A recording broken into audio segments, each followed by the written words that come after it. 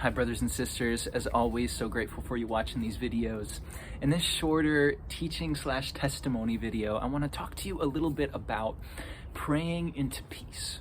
If you're like me, you have things in your life that are prone to produce anxiety. Maybe some of those are consistent areas. Maybe you feel a lot of anxiety around finances often. Maybe you have a family member or a friend who kind of gets in situations or talks to you in a certain way that produces this anxiety. Maybe you have some big thing coming up in your life right now that is causing a lot of stress and fear and anxiety in your heart. I just want to take a couple minutes to share with you how I pray when I'm becoming anxious. I've had a number of things in my life that have been anxiety producing, and even now a few things that come against me that I tend to get nervous about. And so I want to share with you a three-step prayer process of how I pray to receive more peace from the Lord.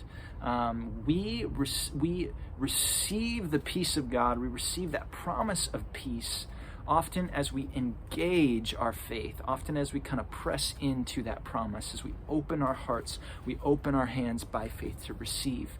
And prayer is a very important part of that, okay? So here's how I pray when I'm becoming anxious and when I'm dealing with some anxiety in my life. One, it begins with prayers of gratitude.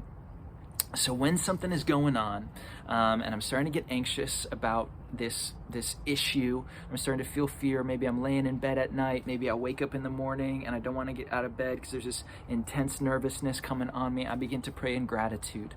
And I thank God for His goodness in the present and past. I begin by thanking God for His goodness in the present and past. We can only live anxiety-free when we absolutely believe in the power and the goodness of God.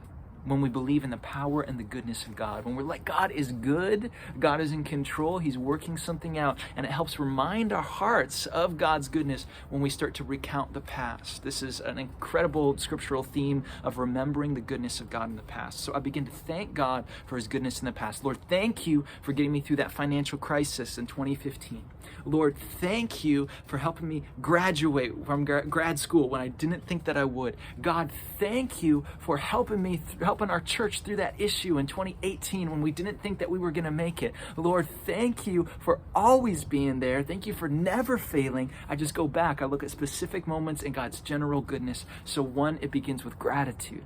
After I pray some gratitude for a bit, then I go into prayers of release, prayers of surrender, prayers of letting things go to God.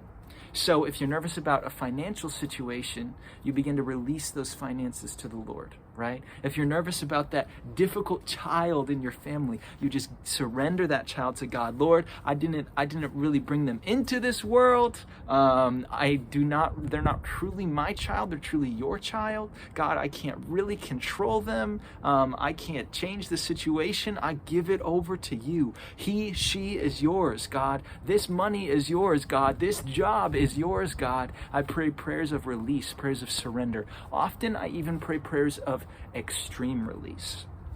If you remember that moment in the book of Esther, before Esther is going to see King Xerxes, she is talking with Mordecai, and Mordecai, her cousin, is encouraging her, you have to go, only you can save our people. And Esther is having a hard time deciding because she's like, if I go in, he could kill me. And she says this one line, she says, you know what, go get our people and pray and fast. And she says, I will go before the king, and if I perish, I perish. In that moment, she released her life to God. She thought of the worst case scenario and she gave it over to the Lord, right? That was a moment of release. So I will release things to God, and then I will even do extreme release prayers when I think about the worst thing that could happen. Okay, right now, my wife is pregnant. She is 7 months pregnant. We're gonna have our first child in just a couple months here, and we're really excited, but there's a little bit of anxiety trying to creep in on our hearts, okay? And sometimes I just need to think about the worst case scenario. I just need to think about what's the worst thing that could happen. Man, my wife could die, in this pregnancy. It's pretty rare nowadays, but it happens. My child could die in this pregnancy, and I will even surrender that to the Lord. I'll be like, Lord, even if my child died, you would get me through. You would be faithful. Things would be okay. Your goodness and your control will come through. Even if my wife and my child died, you would still be faithful, and everything would work out in your plan in time. I would see why. I would understand. You would still be good even in that moment.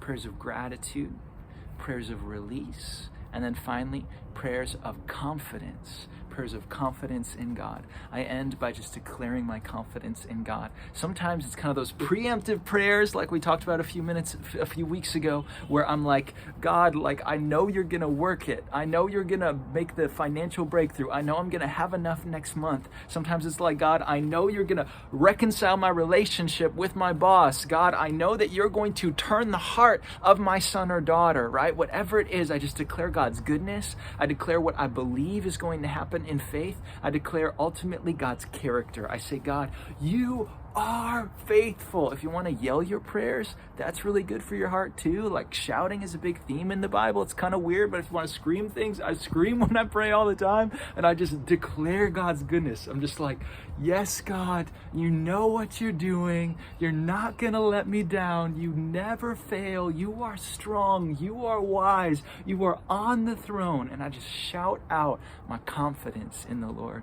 So next time when you're going through your anxiety, I want you to remember these 3 steps, and I want you to pray out to the Lord from your heart. Grateful prayers, remembering his goodness. Release prayers, handing the situation over to God. And prayers of confidence, declaring who God is and what he's going to do. Thank you so much for watching.